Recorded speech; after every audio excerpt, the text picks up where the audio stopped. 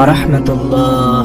সুপ্রিয় দর্শক মণ্ডলী, আশা করি মহান আল্লাহ রাব্বুল আলামিনের অশেষ মেহেরবানি ও দয়ায় আপনারা সবাই ভালো আছেন।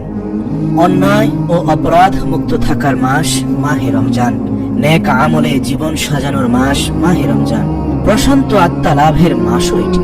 এই মাসে 5টি গর্হিত কথা ও কাজ থেকে বিরত থাকতে পারলেই সফলতা লাভ করবে মুমিন। এছাড়াও এই 5টি কাজ যদি কেউ করেন তাহলে তার রোজা রাখাটাই বৃথা হয়ে যাবে। যে কোনো মূল্যে আপনার রোজাকে কবুল করাতে হলে আল্লাহর দরবারে এই 5টি কাজ থেকে দূরে থাকতে হবে। আল্লাহর কাছে প্রশান্ত আত্মার অধিকারী বলে বিবেচিত হবেন ইমানদার যদি এই 5টি গর্হিত কাজ থেকে সে দূরে থাকতে পারে। হাদিসে এসেছে এমন অনেক রোজাদার আছেন যাদের রোজা পালন উপবাস করা ছাড়া আর কিছুই নয়। আবার রাত জেগে ইবাদত করা এমন অনেক আবেদ আছেন যাদের রাত জাগরণে কোনো ফল অর্জিত হয় না, কারণ রোজা রেখে তারা 5টি মারাত্মক গর্হিত কাজ থেকে বিরত থাকতে পারেনি। ফলে তাদের রোজা পালন হয়ে যায় উপবাস এবং রাত জাগরণ হয় নিষ্ফল। তাই রমজানে দিনের বেলায় রোজা পালন ও রাত জেগে ইবাদতে অর্থবহ করতে এই কাজগুলো থেকে বিরত থাকা একান্ত আবশ্যক। আর তা হলো 1 নম্বর, ফাহিশা কথা থেকে বিরত থাকা। রোজা রেখে পরস্পর ফাহিশা কথা বলা অর্থাৎ নিষিদ্ধ আবার অশ্লীল ভাষায় কথা বলা, এই জাতীয় কথাগুলো একেবারে উচিত। বাদ্য বাজনায় ভরপুর বিনোদন করাটাকেও এক জাতীয় ফাহিশা কথা শোনার নামান্তর হিসেবে ভাবা হয়। এছাড়াও চোখ ও কানকে আমাদের হেফাজত করতে হবে। তাই অশ্লীল গান বাজনা অথবা অশ্লীল আলাপ আলোচনা হচ্ছে সেই স্থানে আলোচনা শোনা, এই সকল কাজই আপনার রোজাকে ধ্বংস করে দেয়। অশ্লীল এসব কর্মকাণ্ড থেকে বিরত থাকতে চান যারা, তারা বেশি বেশি এই দোয়াটি পড়তে পারেন। দোয়াটি হচ্ছে আল্লাহুম্মা ইন্নী আউযু বিকা মিন মুনকারাতিল আখলাকি ওয়াল আ'মালি ওয়াল আহওয়াই।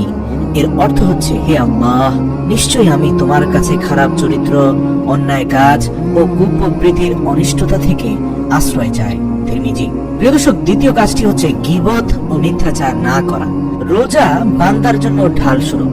যে ব্যক্তি রোজা রেখে মিথ্যা পরিহার করতে পারলো না কিংবা অন্যের সমালোচনা থেকে বিরত থাকতে পারলো না, তার রোজা উপবাস ছাড়া কিছুই নয় বলেছেন বিশ্বনবী সাল্লাল্লাহু আলাইহি ওয়াসাল্লাম।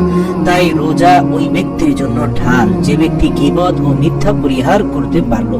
সুতরাং রোজা রেখে মিথ্যা, গীবত করা, কড়া কথায় ধমক দেওয়া, ঝগড়া বিবাদ করা, নিজের অধীনস্থ কর্মচারীদের সাথে খারাপ ব্যবহার করা, এই যাবতীয় কাজগুলো থেকে আমাদেরকে দূরে থাকতে হবে। এগুলো থেকে দূরে না থাকলে আমাদের উপবাস ছাড়া আর কিছুই অর্জিত হবে না। রোজার যে মূল উদ্দেশ্য তাই ব্যাহত হবে। প্রিয় দর্শক, 3 নম্বর কাজটি হচ্ছে রূঢ় আচরণ থেকে বিরত থাকা। রোজা আল্লাহর মাস। এই মাসে আল্লাহ বান্দাকে পরিপূর্ণ নিয়ামত দান করেন। তাই রমজানে সবার সঙ্গে ভালো আচরণ করা সৎকর্মশীল বান্দার গুণ। তাই কোনো রোজাদারকে যেমন কোনো কষ্ট দেওয়া উচিত হবে না, তেমনি কারো সঙ্গে রূঢ় আচরণ করাও ঠিক হবে না। হোক সে বিধর্মী, বেরোজগার, কারো সঙ্গেই না, সবার সঙ্গে ভালো আচরণ করুন। এই রমজান মাসে কাউকে কিছু শেখাতে হলে, কারো ভুল ধরতে হলে নম্র ভাষায় ভুল ধরুন, নম্র ভাষায় তাকে শেখান। কোনোভাবেই তার সাথে খারাপ আচরণ করবেন না। রহমত লাভে এই দোয়া বেশি পড়তে পারেন। এটি রব্বুল আলামিন সূরা নামলে 19 নম্বর আয়াতে নাজিল করেছেন। আল্লাহ তাআলা বলেন, রব্বি আউজিনি আন আশকুরা নি'মাতাকাল্লাতী আন'আমতা আলাইয়া ওয়া আলা ওয়ালিদাইয়া ওয়া আন আমালা সালিহান তারদাহু ওয়া আদখিলনি বিরহমাতিকা ফি ইবাদিকাস সালিহিন। অর্থ, হে আমার প্রভু, আপনি আমার প্রতি ও আমার বাবা মার প্রতি যে রহমত অনুগ্রহ দান করেছেন তার জন্য কৃতজ্ঞতা প্রকাশে আমাকে শক্তি দান করুন। আর যেন এমন সৎ কাজ করতে পারি যাতে আপনি সন্তুষ্ট হন, আর আপনি দয়া করে আমাকে আপনার সৎকর্মশীল বান্দাদের অন্তর্ভুক্ত করে দিন। প্রিয় দর্শক, 4র্থ খারাপ কাজটি হচ্ছে খারাপ দৃষ্টিতে না তাকানো। রমজানে চলাফেরা, উঠা বসা সব হবে মহান আল্লাহর জন্য। যেহেতু মাস আল্লাহর, আর এই মাসের সব কাজেও হবে আল্লাহ তাআলার সন্তুষ্টির জন্য, তাই সব কাজে চোখের হেফাজত খুবই জরুরি। কুদৃষ্টিতে তাকানো মহা অপরাধ। রাসূল সাল্লাল্লাহু আলাইহি ওয়াসাল্লাম বলেছেন, শয়তানের তীর সমূহের মধ্যে মানুষের দৃষ্টিশক্তি ও কুদৃষ্টি একটি ভয়ঙ্কর তীর। যে ব্যক্তি আল্লাহর ভয়ে তীরবিদ্ধ হওয়া থেকে মুক্ত থাকার চেষ্টা করেন, আল্লাহ ওই ব্যক্তির হৃদয়ে ঈমানের এমন দৃষ্টিশক্তি দান করেন যা তাকে মজা ও স্বাদ অনুভব করতে সহায়তা করে। সুবহানাল্লাহ। কুদৃষ্টি থেকে বেঁচে থাকতে মহান আল্লাহর গুণবাচক নামের তাসবিহ বেশি বেশি পড়া।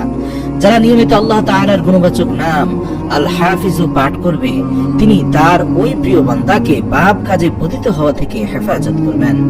সুবহানাল্লাহ। তাই প্রিয় দর্শক, আমরা নিজের দৃষ্টিশক্তিকে হেফাজত করার জন্য এখন থেকে প্রতিনিয়ত রব্বুল আলামিনের 99টি খাস সিফাতি নামের একটি অন্যতম নাম আল হাফিজু, এটি বেশি বেশি পাঠ করব ইনশাআল্লাহ। তারপরের কাজটি হচ্ছে পরনিন্দা থেকে বিরত থাকা। রোজা রেখে কোনো ব্যক্তির বদনামি বা পরনিন্দা থেকে বিরত থাকা জরুরি। পরনিন্দা হলো কারো ব্যাপারে কুৎসা রটানো। কুরআনুল কারীমে এই কাজকে মৃত মানুষের পচা গোশত খাওয়ার সঙ্গে তুলনা করা হয়েছে। হাদিসে এসেছে, কোন ব্যক্তি পেছনে এমন কোন কথা বলা যা তার সামনে বললে সে ব্যক্তি নারাজ হয়। সাহাবাগণ জানতে চাইলেন যে ওই ব্যক্তির মাঝে যদি সেই দোষ বাস্তবেই থাকে, প্রিয় নবী সাল্লাল্লাহু আলাইহি ওয়াসাল্লাম বললেন, তবেই তো গীবত বা কুৎসা রটনা হলো। আর যদি ঘটনা সত্য না হয়ে মিথ্যা হয়, তবে তার ব্যাপারে মিথ্যা অপবাদ দেয়া হলো, যেটি আরো বড় মারাত্মক অপরাধ। নাউযুবিল্লাহ। সুতরাং মুমিন মুসলমানের সাথে রোজার মর্যাদা ও গুরুত্ব অনেক বেশি। তাই দীর্ঘ 11 মাস অপেক্ষার পর রমজান পেয়ে তাতে এই কথা ও গর্হিত কাজগুলো থেকে বিরত থাকতে না পারলে রমজানের রোজা পালন ও ইবাদত কোনটি সার্থক হবে না। প্রিয় দর্শক, বাঙালি মুসলমানদের মধ্যে এই অপরাধটি প্রবল। গ্রামে গঞ্জে হাট বাজারে সবাই কম বেশি গীবত শিকায়েত করতেই পছন্দ করেন। আসুন মাহে রমজানে প্রতিজ্ঞা করি, আল্লাহ যেন আমাদেরকে এই জঘন্য পাপাচারের হাত থেকে রক্ষা করেন। কাজগুলো শুধু রোজা অবস্থায় নিষিদ্ধ এমন নয়, বরং সব সময়ের জন্য এই কাজগুলো অন্যায় ও ঘৃণিত কাজ।